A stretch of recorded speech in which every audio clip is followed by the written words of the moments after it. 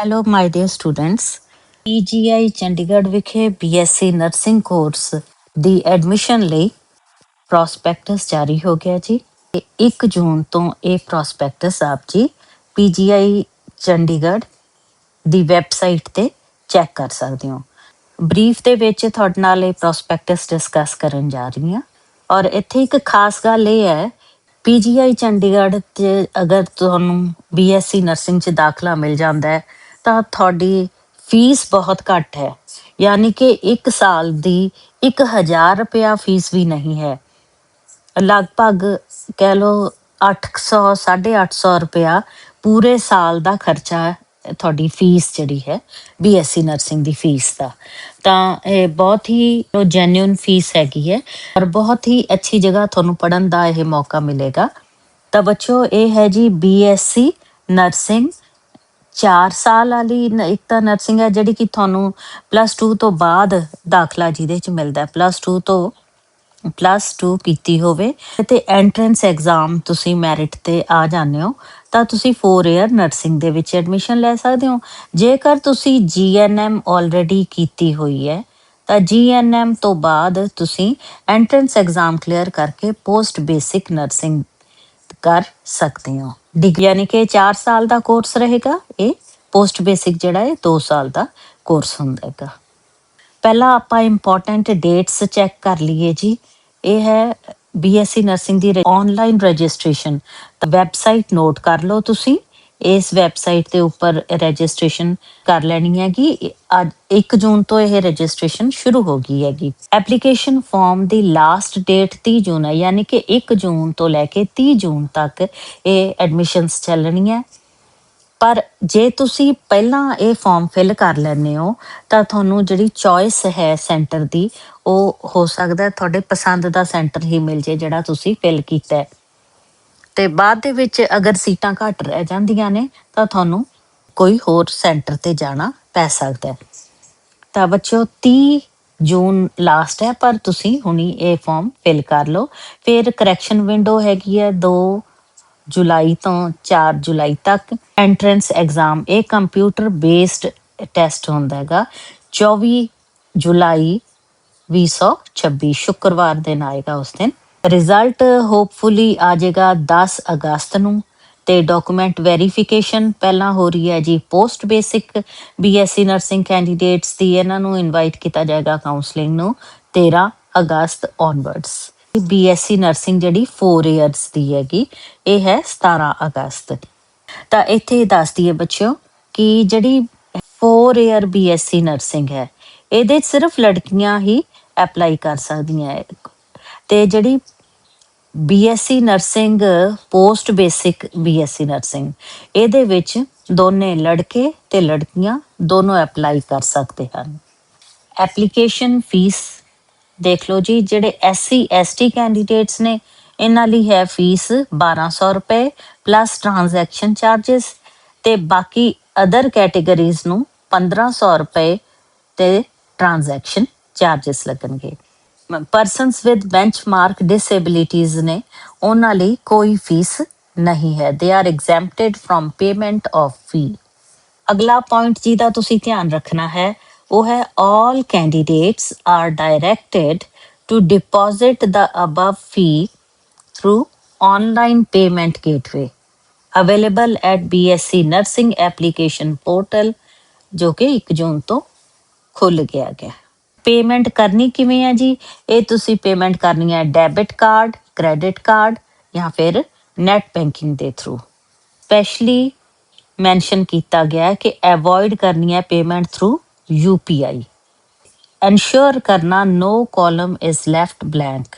ਸਾਰੇ ਦਾ ਸਾਰਾ farm completely fill ਕੀਤਾ ਹੋਏ, ਅਦਰਵਾਈਜ਼ ਰਿਜੈਕਟ ਹੋ ਜਾਏਗਾ ਤੁਹਾਡਾ ਫਾਰਮ ਤੇ ਕੋਈ ਵੀ ਕੋਰਸਪੋਂਡੈਂਸ, ਕੋਈ ਤੁਹਾਨੂੰ ਮੈਸੇਜ ਨਹੀਂ ਦਿੱਤਾ ਜਾਏਗਾ ਕਿ ਉਹ ਰਿਜੈਕਟ ਹੋ ਗਿਆ।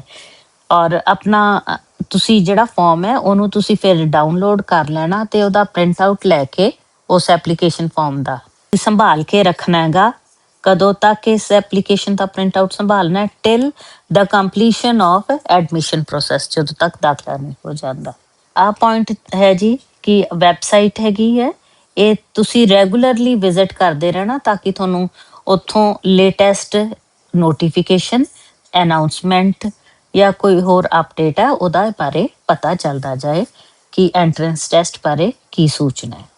ਤੇ ਜਿਹੜਾ final result for BSc nursing ਹੈ ਇਹ ਓਨਲੀ ਡਿਸਪਲੇ ਹੋਏਗਾ PGI ਵੈਬਸਾਈਟ ਤੇ। ਕਿਸੇ ਨੂੰ ਵੀ ਟੈਲੀਫੋਨ ਜਾਂ ਕਿਸੇ ਹੋਰ ਜ਼ਰੀਏ ਰਾਹੀਂ ਇਨਫੋਰਮ ਨਹੀਂ ਕੀਤਾ ਜਾਏਗਾ। ਇਸ ਲਈ ਬੱਚੇ PGI ਦੀ ਵੈਬਸਾਈਟ ਤੁਸੀਂ ਵਿਜ਼ਿਟ ਕਰਕੇ ਚੈੱਕ ਕਰਦੇ ਰਹਿਣਾ ਟਾਈਮ ਟੂ ਟਾਈਮ। ਪ੍ਰੋਸਪੈਕਟਸ ਦੇ ਪੇਜ ਨੰਬਰ 3 ਦੇ ਉੱਪਰ ਫੈਕਸ ਨੰਬਰ ਦਿੱਤਾ ਗਿਆ ਹੈਗਾ, ਈਮੇਲ, ਦੈਨ ਅਕੈਡਮਿਕ ਇਨਕੁਆਇਰੀ ਦੇ ਲਈ ਨੰਬਰ ਹੈਗਾ, ਵੈਬ URL, ਪੋਸਟਲ ਐਡਰੈਸ। ਇਹ ਨੋਟ ਕਰ ਲੈਣਾ। ਤੇ ਜੇ ਕੋਈ ਤੁਹਾਨੂੰ ਟੈਕਨੀਕਲ ਮੁਸ਼ਕਿਲ ਆਉਂਦੀ ਹੈ ਤਾਂ ਆਹ ਨੰਬਰਸ ਨੋਟ ਕਰੋ ਜੀ। ਹੈਲਪ ਡੈਸਕ ਨੰਬਰ ਦਿੱਤਾ ਹੈ for technical queries, and email ID ਵੀ ਹੈ ਤੁਹਾਡੀ ਟੈਕਨੀਕਲ ਕੁਐਰੀਜ਼ ਨੂੰ ਦੂਰ ਕਰਨ ਵਾਸਤੇ। ਫਿਰ ਬੱਚੇ ਐਜੂਕੇਸ਼ਨਲ ਪ੍ਰੋਗਰਾਮ ਦੇ ਬਾਰੇ ਹੈ, ਪੇਜ ਨੰਬਰ 7 ਹੈ ਪ੍ਰੋਸਪੈਕਟਸ ਦਾ। ਇਹ ਤੇ ਲਿਖਿਆ ਹੈ ਕਿ BSc ਨਰਸਿੰਗ ਜਿਹੜਾ 4 ਸਾਲਾ ਪ੍ਰੋਗਰਾਮ ਹੈ ਓਨਲੀ ਫॉर ਫੀਮੇਲਸ। ਤੇ ਜਿਹੜਾ BSc ਨਰਸਿੰਗ ਪੋਸਟ ਬੇਸਿਕ ਯਾਨੀ GNM ਤੋਂ ਬਾਅਦ ਇਹ 2 ਸਾਲ ਦਾ ਹੁੰਦਾ ਹੈਗਾ। ਇਹ ਕੋਐਡ ਹੈ, ਲੜਕੇ ਅਤੇ ਲੜਕੀਆਂ ਦੋਨਾਂ ਵਾਸਤੇ ਕੋਰਸ ਰਹੇਗਾ। ਨੰਬਰ ਆਫ ਸੀਟਸ ਚੈੱਕ ਕਰ ਸਕਦੇ ਹੋ ਜੀ for BSc nursing and for BSc nursing post basic, ਦੋਨਾਂ ਦੀ ਡਿਟੇਲਸ ਨੇ। ਤੇ ਹੁਣ ਬੇਟਾ ਹੈ ਜਨਰਲ ਐਡਮਿਸ਼ਨ ਰਿਕੁਆਇਰਮੈਂਟ। ਤਾਂ ਐਲੀਜੀਬਿਲਟੀ BSc ਨਰਸਿੰਗ ਜਿਹੜਾ 4 ਸਾਲ ਦਾ ਕੋਰਸ ਹੈਗਾ ਇਹ only for female candidates apply ਕਰ ਸਕਦੇ ਨੇ। ਤੁਸੀਂ ਕੋਰਸ ਕੋਡ ਜਿਹੜਾ ਉਹ ਨੋਟ ਕਰ ਲਓ, BSc/024।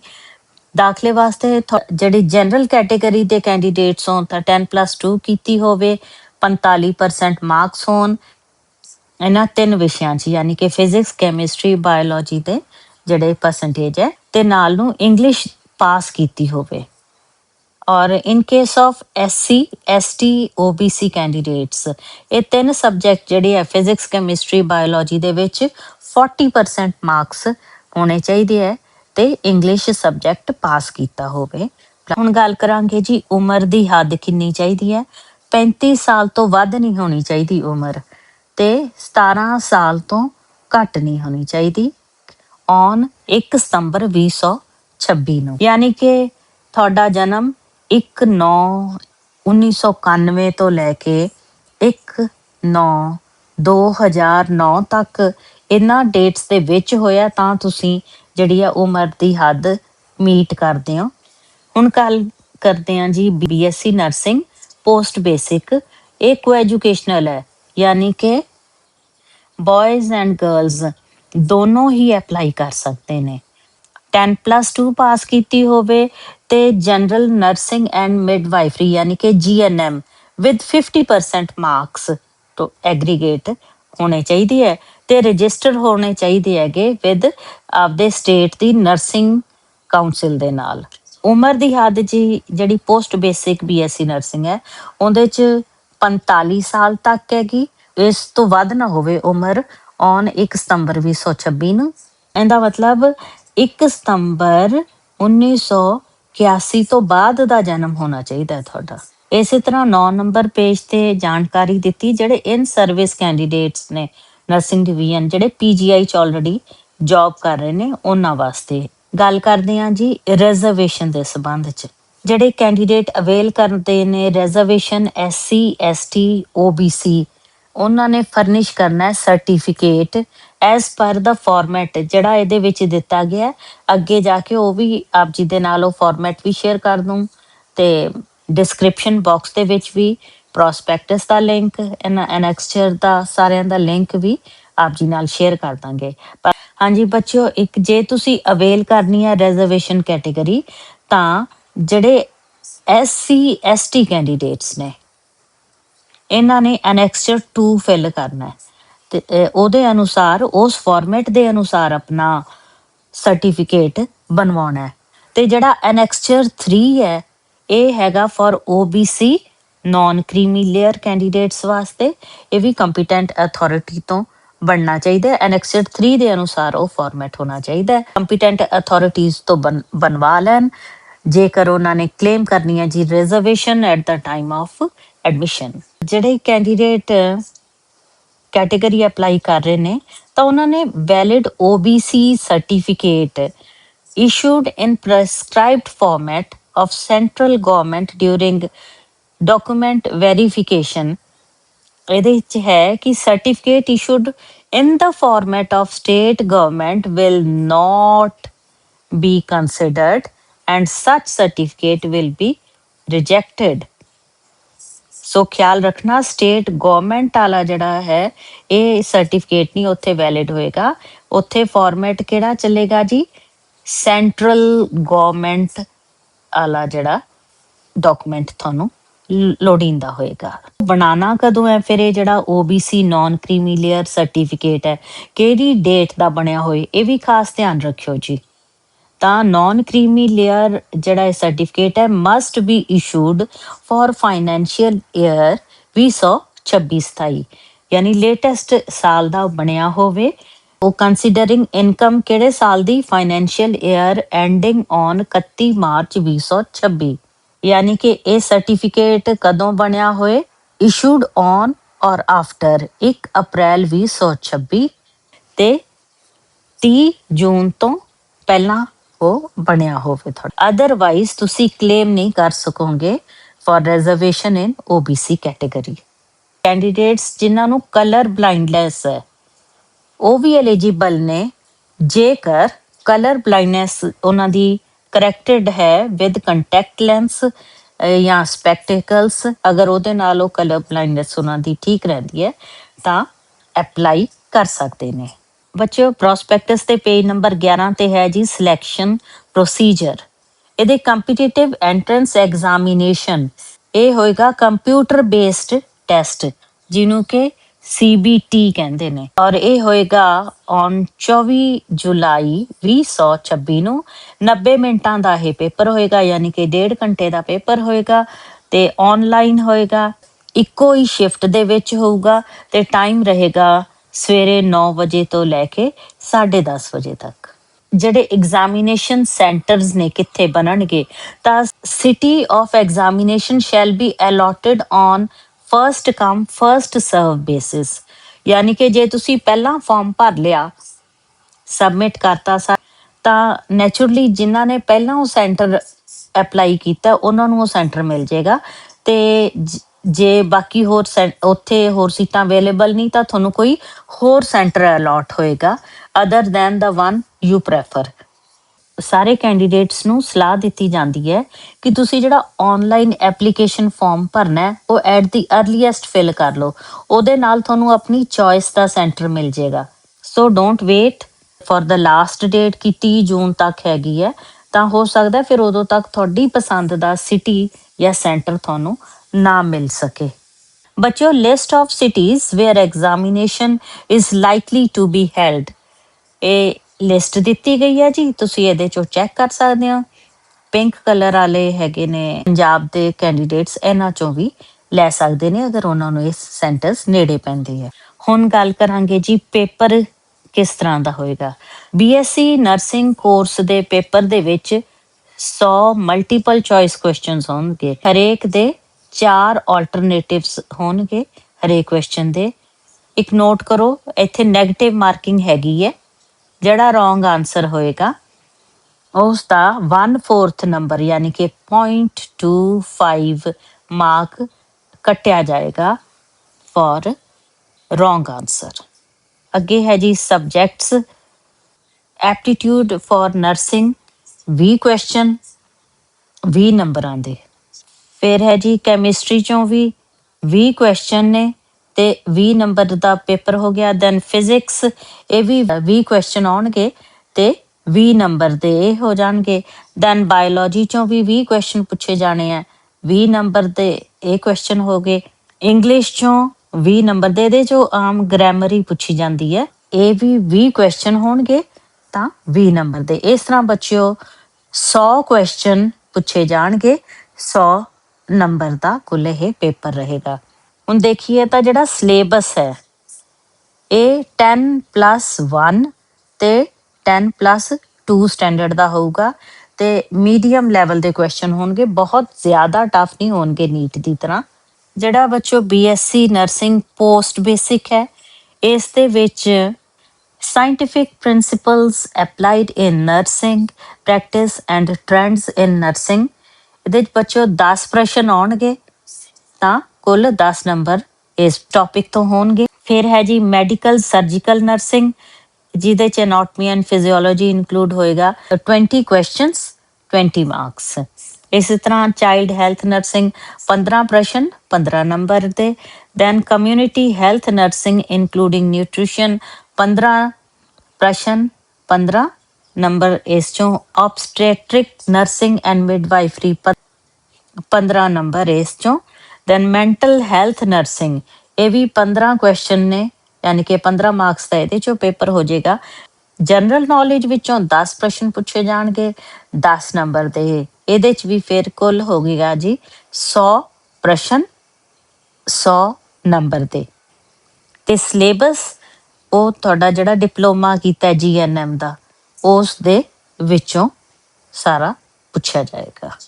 ਬੱਚੇ ਪ੍ਰੋਸਪੈਕਟਸ ਤੇ ਪੇਜ ਨੰਬਰ 14 ਤੇ ਸਮਰੀ ਦਿੱਤੀ ਗਈ ਹੈ BSc nursing entrance test pattern ਦੇ ਰਿਲੇਟਡ, ਯਾਨੀ mode of examination CBT computer based test, ਔਰ 1.5 ਘੰਟੇ ਦਾ ਹੋਏਗਾ। ਫਰਾਈਡੇ ਨੂੰ, ਸ਼ੁੱਕਰਵਾਰ ਨੂੰ 24 ਜੁਲਾਈ ਨੂੰ ਐਗਜ਼ਾਮ ਹੋਣਾ ਹੈਗਾ। ਇੱਕੋ ਹੀ ਸ਼ਿਫਟ 'ਚ ਹੋ ਜਾਏਗਾ 9 ਵਜੇ ਤੋਂ ਲੈ ਕੇ 10:30 ਵਜੇ ਤੱਕ। 18 ਸ਼ਹਿਰ ਨੇ ਲਗਭਗ ਇੰਡੀਆ ਦੇ ਜਿੱਥੇ ਇਹ ਸੈਂਟਰ ਬਣਦੇ ਨੇ।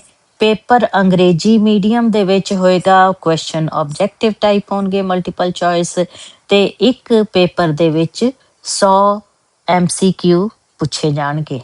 ਮੈਰਿਟ ਲਿਸਟ ਤਿਆਰ ਹੋ ਜਾਏਗੀ ਜੀ on the basis of marks obtained in the online entrance exam। ਤੇ ਹੁਣ ਗੱਲ ਕਰਾਂਗੇ ਜੀ ਕ੍ਰਾਈਟੇਰੀਆ ਫॉर ਸਿਲੈਕਸ਼ਨ। ਤਾਂ ਸਿਲੈਕਸ਼ਨ ਹੋਏਗੀ ਜੀ on the basis of merit, ਜੋ ਕਿ ਮੈਰਿਟ ਲਿਸਟ ਬਣੇਗੀ ਐਂਟਰੈਂਸ ਟੈਸਟ ਦੇ ਐਗਜ਼ਾਮ ਦੇ ਆਧਾਰ ਤੇ। ਓਵਰਆਲ ਰੈਂਕ ਡਿਸਾਈਡ ਕੀਤਾ ਜਾਏਗਾ on the basis of percentile score, ਯਾਨੀ ਕਿ ਪਰਸੈਂਟੇਜ ਹੋਰ ਗੱਲ ਹੁੰਦੀ ਬੱਚੇ, ਪਰਸੈਂਟਾਈਲ ਡਿਫਰੈਂਟ ਹੁੰਦੇਗਾ। BSc ਨਰਸਿੰਗ 4 ਇਅਰਸ ਜਿਹੜਾ 4 ਸਾਲਾ ਹੈ, ਜਨਰਲ ਕੈਟੇਗਰੀ ਲਈ 50 ਪਰਸੈਂਟਾਈਲ ਹੈ, SC ST OBC 40 ਪਰਸੈਂਟਾਈਲ, ਤੇ ਇਸੇ ਤਰ੍ਹਾਂ ਬਾਕੀ ਦੀ ਤੁਸੀਂ ਨੋਟ ਕਰ ਸਕਦੇ ਹੋ। ਪੋਸਟ ਬੇਸਿਕ BSc ਨਰਸਿੰਗ ਦੇ ਕੈਂਡੀਡੇਟਸ ਲਈ ਵੀ percentile general category 50 percentile and SC ST OBC PWBD 45 percentile. ਅਗਰ ਟਾਈ ਪੈ ਜਾਂਦੀ ਹੈ, ਦੋ ਕੈਂਡੀਡੇਟਸ ਇਕੁਅਲ ਪਰਸੈਂਟਾਈਲ ਲੈ ਜਾਂਦੇ ਨੇ, ਚਾਹੇ ਉਹਨਾਂ ਨੇ ਐਗਜ਼ਾਮ ਜਿਹੜਾ ਹੈਗਾ BSc ਨਰਸਿੰਗ 4 ਇਅਰਸ ਵਾਲੇ 'ਚ ਪੇਪਰ ਦਿੱਤਾ ਹੈ ਜਾਂ BSc ਨਰਸਿੰਗ ਪੋਸਟ ਬੇਸਿਕ ਵਾਲੇ 'ਚ, ਤਾਂ ਜਿਹਨੇ ਜ਼ਿਆਦਾ ਅਟੈਂਪਟਸ ਲਈਆਂ ਨੇ ਪਾਸ ਕਰਨ ਲਈ, ਇਸ ਐਗਜ਼ਾਮ ਨੂੰ ਕੁਆਲੀਫਾਈ ਕਰਨ ਲਈ, ਉਸ ਨੂੰ ਜੂਨੀਅਰ ਰੈਂਕ ਤੇ ਸਮਝਿਆ ਜਾਏਗਾ। ਇਸੇ ਤਰ੍ਹਾਂ 10+2 ਜਾਂ GNM ਦੇ ਵਿੱਚ ਵੀ ਜਿਨ੍ਹਾਂ ਨੇ ਉਹ ਪਾਸ ਕਰਨ ਲਈ ਜ਼ਿਆਦਾ ਅਟੈਂਪਟਸ ਲਈਆਂ ਨੇ, ਉਹਨਾਂ ਨੂੰ ਜੂਨੀਅਰ ਸਮਝਿਆ ਜਾਏਗਾ, ਅਗਰ ਬਾਕੀ ਸੇਮ ਹੈ। If the attempts made in passing the said examination ਤੇ ਮਾਰਕਸ ਇਹ ਦੋਨੋਂ ਹੀ ਸੇਮ ਹੋਣਗੇ, ਉਸ ਕੇਸ 'ਚ ਜਿਹਦੀ ਉਮਰ ਜ਼ਿਆਦਾ ਹੈ ਉਸ ਨੂੰ ਹਾਇਰ ਰੈਂਕ, ਸੀਨੀਅਰ ਰੈਂਕ ਸਮਝਿਆ ਜਾਏਗਾ। ਬੱਚਿਓ ਡਾਕੂਮੈਂਟ ਵੈਰੀਫਿਕੇਸ਼ਨ ਤੇ ਕਾਉਂਸਲਿੰਗ ਦੇ ਸਮੇਂ ਇੱਕ ਗੱਲ ਦਾ ਧਿਆਨ ਰੱਖਣਾ ਕਿ ਉਦੋਂ ਤੁਸੀਂ ਓਰੀਜਨਲ ਡਾਕੂਮੈਂਟਸ ਲੈ ਕੇ ਜਾਣੇ ਹੈਗੇ, ਤੇ ਕੋਈ ਵੀ ਡਿਜੀ ਲੋਕਰ ਵਾਲਾ ਡਾਕੂਮੈਂਟ ਨਾ ਲੈ ਜਿਓ। ਮੈਂ ਬਾਰ-ਬਾਰ ਦੱਸਦੀ ਹਾਂ ਕਿ ਇੱਕ ਸਟੂਡੈਂਟ ਦਾ ਇਹੋ ਜਿਹਾ ਕੇਸ ਸੀ ਕਿ ਉਹ ਸਾਰਾ ਕੁਆਲੀਫਾਈ ਕਰ ਗਿਆ, ਸੀਟ ਮਿਲ ਰਹੀ ਸੀ ਨਰਸਿੰਗ 'ਚ, ਪਰ ਉਹਦੇ ਕੋਲ ਓਰੀਜਨਲ ਡਾਕੂਮੈਂਟ ਨਹੀਂ ਸੀ, ਡਿਜੀ ਲੋਕਰ ਵਾਲਾ ਡਾਕੂਮੈਂਟਸ ਸੀਗਾ। ਇਸ ਲਈ ਉਸ ਦੀ ਫੀਸ ਉਹਨੂੰ ਵਾਪਸ ਕਰਕੇ ਤੇ ਉਹਨੂੰ ਰਿਜੈਕਟ ਕਰ ਦਿੱਤਾ ਗਿਆ।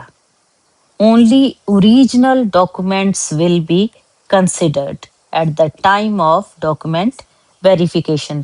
ਤੇ ਉਦੋਂ ਇਹ ਨਹੀਂ ਹੈ ਕਿ ਤੁਸੀਂ ਟਾਈਮ ਮੰਗ ਲਓਗੇ ਕਿ ਤੁਸੀਂ ਓਰੀਜਨਲ ਉੱਥੋਂ ਬੋਰਡ ਤੋਂ ਲੈ ਆਉਂਦੇ ਹੋ ਜਾਂ ਜਿੱਥੋਂ ਵੀ ਤੁਸੀਂ ਲੈਣੇ ਆ, ਉਹ ਮੌਕੇ ਤੇ ਹੀ ਡਿਸਾਈਡ ਹੋ ਜਾਂਦਾ ਤੇ ਨੈਕਸਟ ਕੈਂਡੀਡੇਟ ਨੂੰ ਸੀਟ ਦੇ ਦਿੱਤੀ ਜਾਂਦੀ ਹੈ।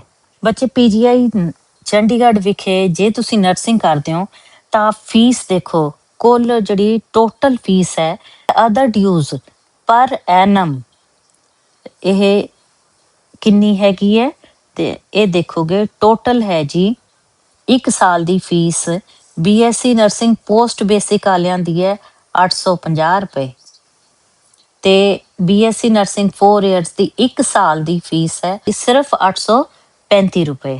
ਸਿਕਿਉਰਿਟੀ ਜਾਂ ਕੌਸ਼ਨ ਮਨੀ ਹੈ ਜੋ ਕਿ ਰਿਫੰਡੇਬਲ ਹੁੰਦਾ ਹੈ, ਜਦੋਂ ਤੁਸੀਂ ਕੋਰਸ ਪੂਰਾ ਕਰੋਗੇ ਤਾਂ ਵਾਪਸ ਮਿਲ ਜਾਂਦਾ ਹੈ, ਉਹ 5000 ਹੁੰਦਾ ਹੈ। ਸੋ ਬਹੁਤ ਹੀ ਥੋੜੇ ਫੀਸ ਦੇ ਵਿੱਚ ਤੁਸੀਂ ਬਹੁਤ ਅੱਛੀ ਜਗ੍ਹਾ ਤੋਂ ਨਰਸਿੰਗ ਦੀ ਡਿਗਰੀ ਲੈ ਸਕਦੇ ਹੋ। ਹੋਸਟਲ ਦੇ ਚਾਰजेस ਵੀ ਤੁਸੀਂ ਚੈੱਕ ਕਰ ਸਕਦੇ ਹੋ, ਬੜੇ ਨੋਮੀਨਲ ਚਾਰजेस ਨੇ ਜਦੋਂ ਤੁਸੀਂ ਚੰਡੀਗੜ੍ਹ 'ਚ ਰਹਿ ਕੇ ਪੜ੍ਹ ਰਹੇ ਹੋ। But your documents to be attached ਜਾਂ ਅਪਲੋਡਡ ਵਿਦ ਰਜਿਸਟ੍ਰੇਸ਼ਨ ਸਲਿੱਪ। ਤੁਸੀਂ ਅਪਲੋਡ ਕਰੋਗੇ coloured scanned self attested copies of certificates BSc nursing 4 years. ਇਹਨਾਂ ਲਈ ਤੁਸੀਂ ਜਿਹੜੇ ਡਾਕੂਮੈਂਟਸ ਰੈਡੀ ਰੱਖਣੇ ਆ ਜੀ, 10th ਦਾ ਸਰਟੀਫਿਕੇਟ ਹੈ, ਦੈਨ 12th ਦਾ ਸਰਟੀਫਿਕੇਟ। ਫਿਰ ਹੈ ਜੀ ਅਗਰ ਤੁਸੀਂ ਕੈਟੇਗਰੀ 'ਚ ਅਪਲਾਈ ਕਰ ਰਹੇ ਹੋ, ਜਨਰਲ ਵਾਲੇ ਤਾਂ ਕੋਈ ਵੀ ਸਰਟੀਫਿਕੇਟ ਅਟੈਚ ਨਹੀਂ ਕਰਨਾ। ਅਗਰ ਕੈਟੇਗਰੀ 'ਚ ਅਪਲਾਈ ਕਰਦੇ ਹੋ ਤਾਂ ਜਿਹੜੀ ਕੈਟੇਗਰੀ ਹੈ SC ST OBC, ਉਹ ਤੁਸੀਂ ਸਰਟੀਫਿਕੇਟ ਨਾਲ ਲਾਓਗੇ। ਪਰਸਨ ਵਿਦ ਬੈਂਚਮਾਰਕ ਡਿਸੇਬਿਲਿਟੀ, ਇਹ ਸਰਟੀਫਿਕੇਟ ਵੀ ਤੁਸੀਂ ਆਪਣਾ ਪਹਿਲਾਂ ਹੀ ਰੈਡੀ ਰੱਖਣਾ ਹੈਗਾ। BSc ਨਰਸਿੰਗ ਪੋਸਟ ਬੇਸਿਕ ਵਾਲਿਆਂ ਵਾਸਤੇ ਸਰਟੀਫਿਕੇਟ ਰੈਡੀ ਰੱਖਣੇ ਆ ਜੀ, 10th then 12th certificate and then GNM, ਇਹ ਸਾਰੇ detail mark card of all years, first year, second year, third year, ਇਹ ਸਾਰੇ ਤੁਸੀਂ ਸੈਪਰੇਟਲੀ ਅਪਲੋਡ ਕਰਨੇ ਆ।